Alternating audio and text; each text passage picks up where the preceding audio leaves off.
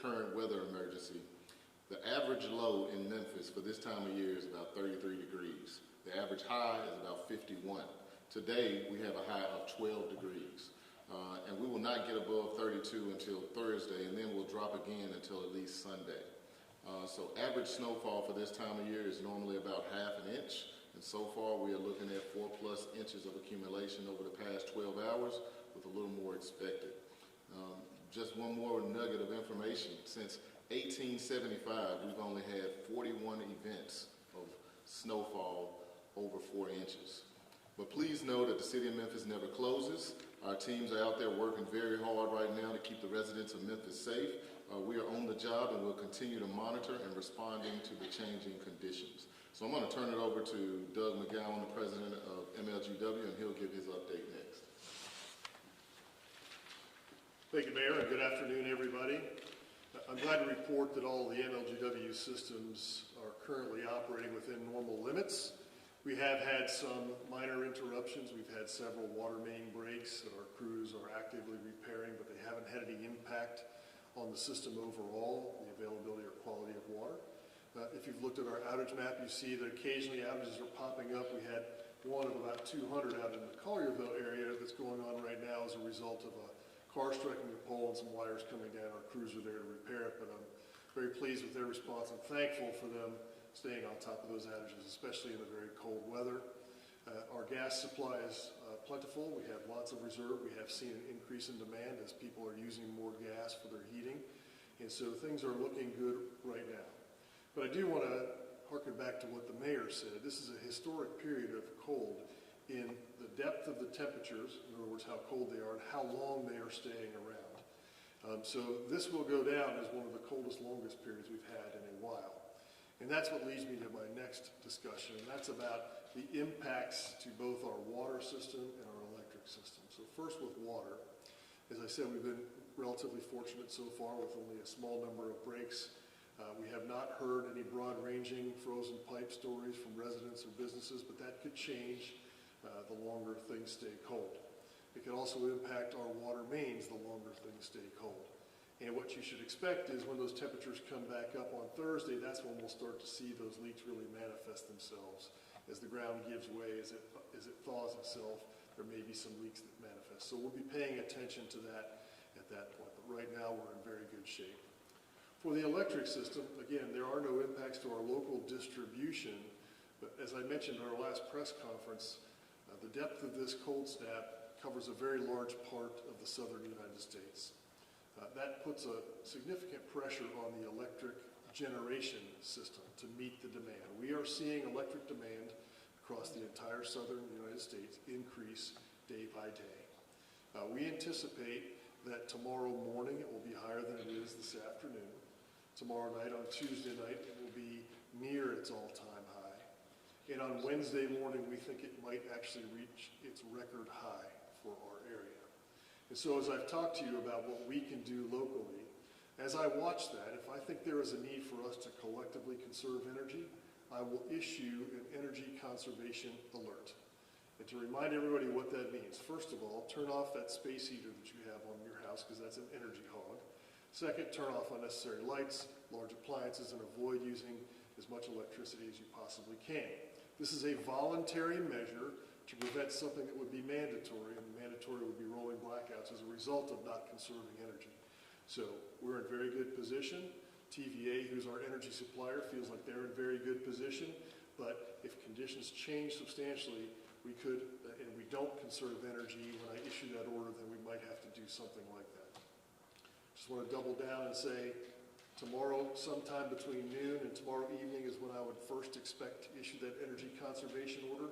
And the period of highest threat is between noon on Tuesday and noon on Wednesday when it begins to warm again. Again, as I said the other day at the press conference, this is no time to panic. It's just time to prepare. We have things in order to respond to this cold snap, and we're in about as good a position as we can be going into this. So I hope that everybody will pay attention when I issue that order, and thank you for your cooperation in advance. Should things change, we will give you as much information, as much heads up as we possibly can. So with that, I'll turn it over to Robert Connect, who's now going to talk about road conditions and other public works matters. Thanks, President McGowan. First, I want to thank the men and women of Public Works who have been working nonstop since 7 a.m. yesterday. They're committed and hardworking and for getting the job done. As I said, starting yesterday at 7 a.m., we did begin the process of pre-treating our roads with salt brine. We spent all that day and into Sunday morning doing the necessary work to do as much preventative and proactive work. While it may not have been evident to citizens because we did receive quite a bit of snowfall, I mean, it was an effort to minimize the effects of so much frozen precipitation on the roadways, and at least we were able to mitigate some initial effects. Since that time, starting around noon, 1 o'clock yesterday, our salt and sand trucks have been working again with our de-icing work, so salt and sand being applied on bridges and overpasses, inclines and declines on major routes.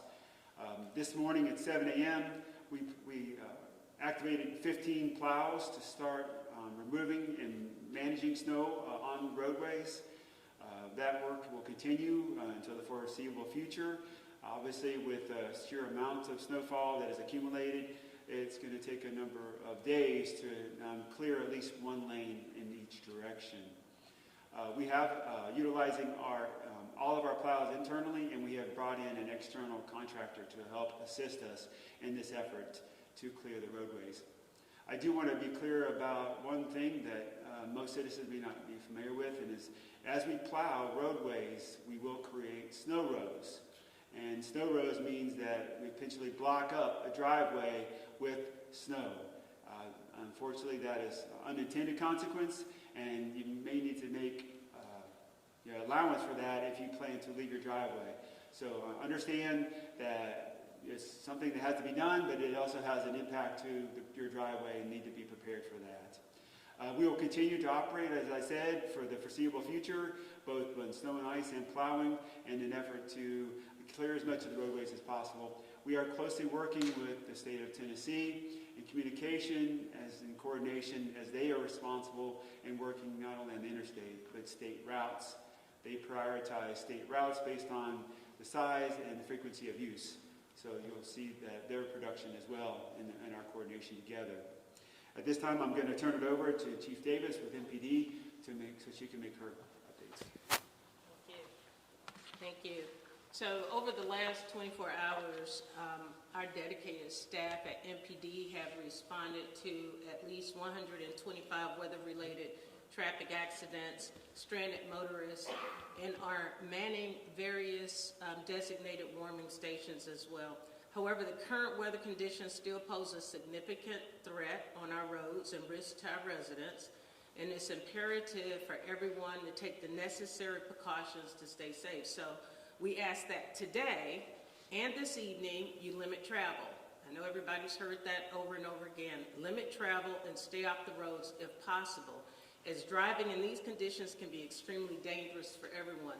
So while we are relentless in our response to our community, our current response time has not been adversely impacted. We are getting to calls for service in a timely fashion. In the next 24 hours, if you cannot avoid driving, please ensure that your vehicle is equipped with emergency supplies and that you drive with the utmost caution, and do not forget your cell phone. We don't want anybody stranded without being able to communicate. Additionally, I encourage you to check on vulnerable neighbors and other individuals that have disabilities that might need your attention, some of our elderly community, so that we can assist them to get the care that they might require during these frigid conditions. And tonight, if you're out, drive slowly. We've got activities still planned for this evening. If you're out at the game or any other activity, drive slowly and watch out for black ice, because as the temperatures continue to drop, snow will turn to freezing roads. So by working together and looking out for one another, we can all get through this weather event unscathed. Thank you.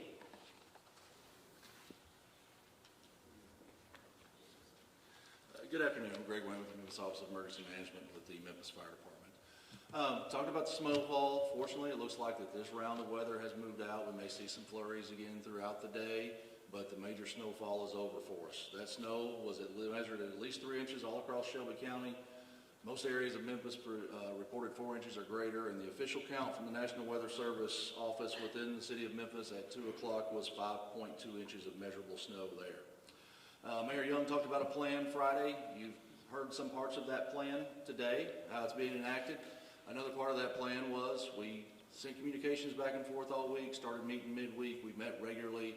Again, part of that plan was activating the Emergency Operations Center for the city of Memphis. We planned that, did that proactively yesterday, had staff monitoring 24/7 to help coordinate some of these responses that we've talked about today, and will continue to do throughout the week until the situation is fully mitigated. As Chief Davis spoke, the roads still are hazardous. Director Connect spoke to how that's being addressed, but at this point, we still do have hazardous roads out there. So again, we'd like to implore you to stay at home unless absolutely necessary that you get out. Talked about some of the infrastructure already in terms of power, energy, gas, and roadways. All other major infrastructure is doing okay as far as we know. We've had no. Now, a message from the Mid-South Emergency Planning Coalition in relation to hospitals. I know it's been publicized already. It's been on the news. Hospitals have seen a great uptick of people coming to seek care in the emergency department over the last several weeks due to flu and those other things. That has continued. So the hospitals would ask, please, if you have an emergency, that is the place you need to go. However, if it's a minor illness, something that you can see a private physician for, go to a clinic, put off for a few days, please do that, because you will be triaged in the hospital. Those priorities will take priority and be seen first. Others may be waiting multiple hours, up to 24 hours before being able to see a physician. Talking about the weather in the long term, it was mentioned already, temps will stay below freezing until Thursday. We'll get up to the mid-30s Thursday for a few hours and then drop back below freezing.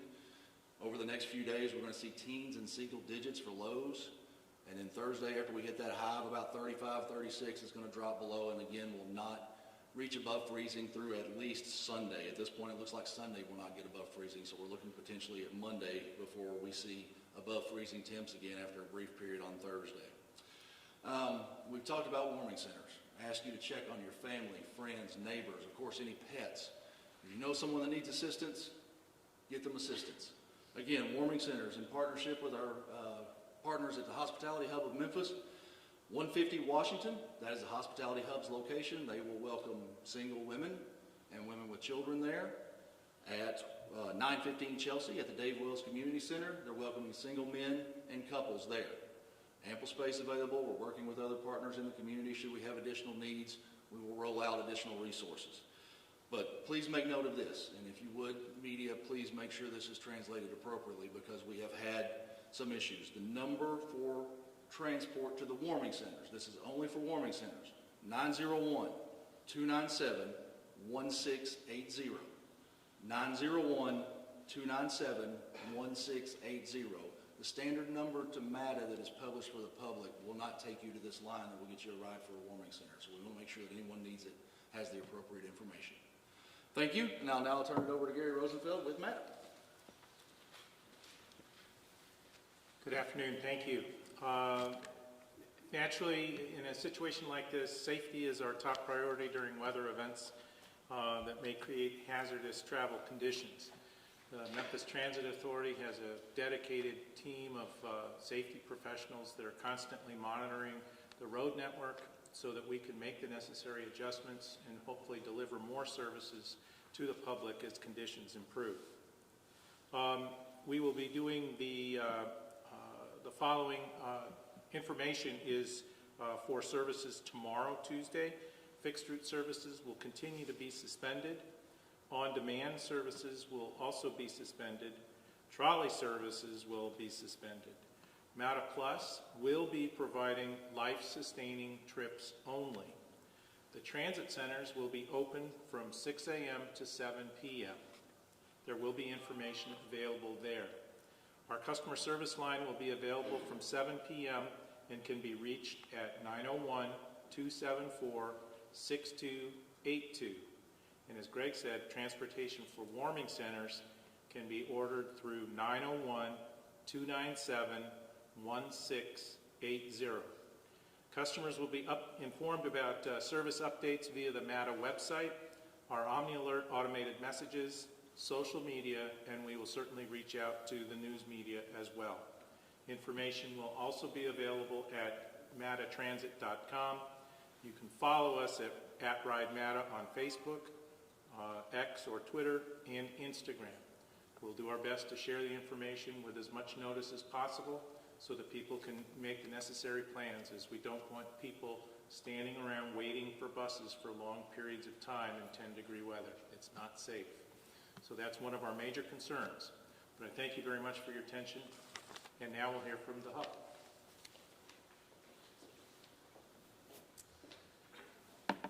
Hospitality Hub is pleased to work with the City of Memphis and MPD and the Office of Emergency Management to operate the emergency warming centers for this weather event. We're 24/7 at 2 locations. You've heard some of this before. I'm just going to reiterate. 590 Washington Avenue is the Hospitality Hub's main campus for women and women with kids. 915 Chelsea at Dave Wells Community Center for men and for couples. We have about 300 people at the last census, 3 meals a day, get a warm blanket. There's no requirement for ID to check in.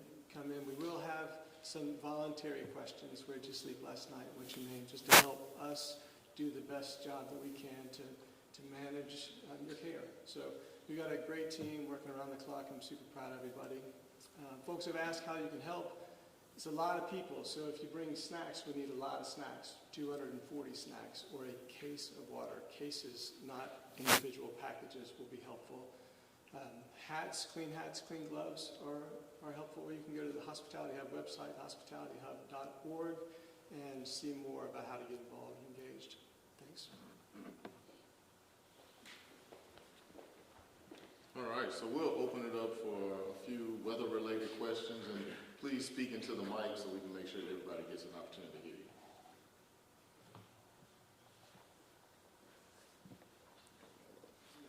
Jeff Hawkins from Gator. For Doug, are you saying you expect that you will make that order at some point tomorrow, or is that uncertain? So if you didn't hear the question was, do I expect that I will issue an energy conservation order? If the conditions continue and there are no changes to the weather patterns or to any kind of generation, then we should not have to do that. However, we've all been around long enough to know that weather conditions sometimes don't develop as forecast. And so what I'm saying is that sometime tomorrow, between tomorrow and Wednesday, my expectation is that I would have to issue that to you. I want you all to be ready to accept that energy conservation alert. If it doesn't happen, then that's a great thing. But I just want everybody to be paying attention to those hours, because quick action is what it's going to take for us to reduce our energy consumption. And the reason I'm saying that, Jeff, is it will be our largest ever demand for electricity in this part of the country. And even though we have significant additional resources and everything is working properly today, this will be uncharted territory for us with respect to the energy demand in this part of the country, not just in the Tennessee Valley, but this part of the country. So it's reasonable to expect that people should, first of all, conserve energy when and where you can, but be paying attention for that alert. Yes. My question is, how is the city preparing for the next round of weather, considering now it's going to take more than a day to plow some of these roads, as well? Could you speak to the priority in terms of plowing roads? Certain roads like Sam Cooper still reports of buildup there. So the question is, what is the city doing to prepare for the next round of events, and how is it prioritizing its response now? Obviously, we're watching the weather closely. That's the key for us. The forecast has changed several times. I know currently there is a prediction of freezing rain Thursday, so we are going to be responding based on what we know will happen. The next few days will be totally dedicated to clearing the existing roadways and treating those. Plowing is based on locations in the city. We break the city up into grids or quadrants, and we assign plowing to those major thoroughfares that are most heavily utilized. That's the best strategy given the 15 piles of resources we have. We do want citizens to know that plowing of residential streets is not something we're capable of doing. So, but we do request that they be patient and be safe in driving, and if they have an issue or concern about access, they need to contact us. Thank you. Director Connect, saying residential streets, aren't going to happen. how many miles of roadway are y'all responsible for, like those major roads that y'all plan to be able to do, and how long do you expect for that to take? The question is, how big is this, how much infrastructure in terms of lane miles of streets does the city maintain, and how long will it take us to address those? The city is 320 square miles and 6,700 lane miles of streets. Now, of major roadways, there are about 1,000 lane miles of actual major roadways in the city. Our goal is to plow at least one lane in each direction, and it's all going to be based on productivity. It's hard to say. An estimate would be 3 to 5 days, I would imagine, at the current temperatures. The frigid temperatures are what will have the biggest impact on our equipment, since that wear and tear and required maintenance will have to be factored into that. Hi. Obviously, every storm weather event is unique and has its own challenges. I feel like so often we stand here talking about ice as a problem. What is this storm like? What are the challenges in this storm? The question is, what's the unique challenges about this storm, whereas ice has been more of a challenge in the past? Yes, we were fortunate that this snow is more powdery in nature. I think that's been stated, which means it doesn't stick or hold to the surface as much as we typically would see, making it easier to remove. Because of the quantity of snow, it is more imperative to plow, whereas you would typically just put salt and sand down. So that's where we're going to have to place our importance and prioritization now. Because if we can get as much of the roadway cleared, then we can treat again and mitigate against a future event. That will be helpful in addressing the next event that should be predicted, if it does follow the forecast that's been shared with us by National Weather Service. Can you speak to the challenges of treating these roads between these different weather events? I mean, we had rain, then we had snow, and now we've got freezing rain coming too. What sort of challenges does that pose? Yeah, the question is, what is the differences or challenges in treating roadways given the different conditions? When we have ice, there's a different, we have the same strategy in pre-treating by applying brine. That's just a standard that the TDOT and the city utilizes, and that's just to protect the roadway from the bonding of the precipitation. When you have ice, that's a strategy that happens, and you just treat it with salt and sand. When you have high volumes of frozen precipitation like snow, salt and sand does not work as well because you got to get it to this road surface itself. So if you apply salt and sand and a couple inches of snow, it's minimally impactful. So that's why plowing is important, because you want to have access to the closest access you can to the road surface to apply the material to get the most benefit out of it. All right, this is for Mayor Young. First of all, congratulations. Thank you. And thank you to all the division heads who are here today. Around the same time you issued a state of emergency, Shelby County Mayor Harris did as well. What has your dialogue been with him? Was he invited to this news conference? And also, was the Shelby County Sheriff involved? Yeah, so we have been coordinating with Shelby County EMA. Ms. Brenda Jones is here with us. I did have an exchange with Mayor Harris last night. We were talking about coordinating the plowing of roads, and so they're going to be deploying some of their plows on the county roads. And so there's a lot of coordination. Hadn't had a direct conversation with Sheriff, but I'm sure that they are working as well. This is one of those efforts where we put all hands on deck. Our community needs us right now, and we're going to pull together and get through this. Thank you. All right, seeing no other questions. Oh, one more. Yeah, there was some conversation last budget season about buying more snow plows, and it was not prioritized. Is that a mistake? I mean, what do we look at going forward? Is that needed? Well, I wasn't here for last budget season around the plows, but certainly we're going to be having those discussions in the aftermath of this. We'll talk about what priorities we need to prioritize for budget season, but I don't know if you want to add anything, Rick. I would like I said, Mayor, we have a budget season to come up with and making some decisions, and that will guide what actions we take. Oh, and I've got a hospitality hub question. County Commissioner Brittany Thornton posted about a homeless woman that was stuck outside the hospitality hub location. The people weren't letting her in. Apparently she was on the phone. Are you familiar with this situation? Can you? Yeah, absolutely. I spoke with Commissioner Thornton last night. So the 590 site that has a double door system. There's an outer vestibule and inner vestibule. The inner doors are kept locked. There's security in the lobby to open the doors immediately when someone shows up. The outer doors are open, so you can get in out of the cold, but you do get that hard pull unless you're right there at the exact same time that they open the door for you. It's a complicated population, and our priority is to keep people safe and warm. So unfortunately, the doors being locked is part of it. But we have security on site, and there's someone manning the doors at all times. What is your name and title? I'm Jared Bingham. And a good title for you? I have strategic development at the Hospitality Hub. All right. Well, thank you all for coming out. We're going to consider this the end of this press conference, and we will keep you all apprised for the next one. Thank you.